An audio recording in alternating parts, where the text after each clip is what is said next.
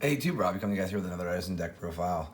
This one's kind of weird, and I really take credit from the dude who topped the last Edison event playing the Amaryllis burn deck, like the triple Amaryllis volcanic counter deck. And I liked his deck a lot, but I really wanted to try to build a deck around this card, which is Frost and Flame Dragon. So I really thought about, his deck kind of works really well with putting fire monsters in the graveyard. Um, so I kind of just like combined this idea with his idea to make this kind of weird hybrid deck. So we have two Frost and Flame Dragons. It's a 6-star. It summons itself by banishing on fire and two water monsters. And then once per turn, you can destroy a card on the field or a monster. So it's kind of cool. It's not like really a normal boss monster you see, so I thought I'd really try it. And then being said, you needed waters, and I was like, well, what other water monsters are there? And obviously the first water monster I could think of was Diva and Gilman. So it's just a small package of Divas and Gilman to make some synchro plays. Um, yeah, that being said, that's some of our waters. And then I realized the plant engine has a lot of water, so we'll get to it as we get through. Two Lone Fires, because plants, no need to say anything else about this card. Triple Titanial, only two Amaryllis. I didn't want to get stuck on this card in my hand for some reason. Same with Titanial, really, but yeah, I lowered some of his count down on some of his stuff, so because we're not milling in this deck like his build was, so I wanted to have a little less Amaryllises in general. Two Dandy, yeah, I mean it's a plant deck. That being said, now here's the cool plant that I like that's a water, is Lord Poison. So if he's destroyed, you summon a plant back from the graveyard, except himself. So, I mean, that's how you can like recycle Titanials a lot more. And being a water is just important for this. So, I played a game the other night where I think I summoned the same Titanial like 3 times thanks to Lord Poison and like Lone Fire bringing it out the first time. So it was really cool. And then our last plant monster is Botanical Girl. It's effectively a Sangan for plants. She's a Wencan, so she can miss timing, but she's a water. We don't actually play Sangan. We just need an extra water plant monster in the deck, so I put that in there. Next are the 3 counters. Having Lone Fires in the grave and the Amaryllises really pressures your opponent with this card to not attack you at all.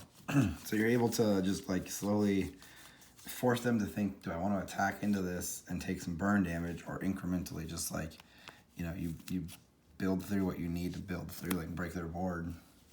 1 Debris, not really needed in this deck, but I thought I'd try one. I guess we are kind of milling in the deck a little bit with this card, just Card Trooper.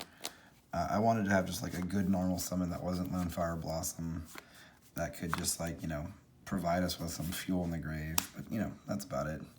And then our 2 defensive monsters, just because they're still really important. And this deck's a little more passive and a little more like, you hold your cards until you know when. Even though a lot of the time when I was playing the deck, I sat on Titanial and that was it. It was just like, all right, she's boss monster. So yeah. Next we have 2 trade-ins, just 2 for the 5 8-stars that we play. That's all we really need. It's just good to have these in the deck. And then we have Card Destruction. That helps get you like out of the bad cards in your hand, like the Titanials or Amaryllises or counters, and just like cycles you through to your better cards. 1 Mark of the Rose. This card's really cool in the deck. We play a lot of plant monsters. You can just take a monster. 1 Burial. This gives you back the counters or the plant monsters you need in order to get the Amaryllis back online more. 1 Super Solar Nutrient. This card's really weird because it only really works with Dandy to get Lord Poison, and that's fine. Like, you just use a Dandy token to get Lord Poison. But it seems like a really cool card to like try in theory. It's a plant deck, so you might as well, right? Then we have our 2 back row removal cards, Generic, Foolish, and Brain Control. So that's all the spells. Next are the trap cards. We have Torrential, Solemn, Dust Shoot. We don't play Mirror Force because we're trying to force our opponent into attacking us, and I don't think, like, I mean, even without Mirror Force, like, counter is not going to have them attacking us at all. So it just makes a lot of sense to not even have Mirror Force because they're not going to try to attack us ever. Then 3 Phoenix Wing Blast. This gets the other dead cards out of your hands and really, like, puts back your opponent for a turn, and sets up, like, the counter Amaryllis cards in grave. So yeah, I think the deck's like 42 cards or something. You'll see on the Dueling Book link below when I post it. Next, the extra deck.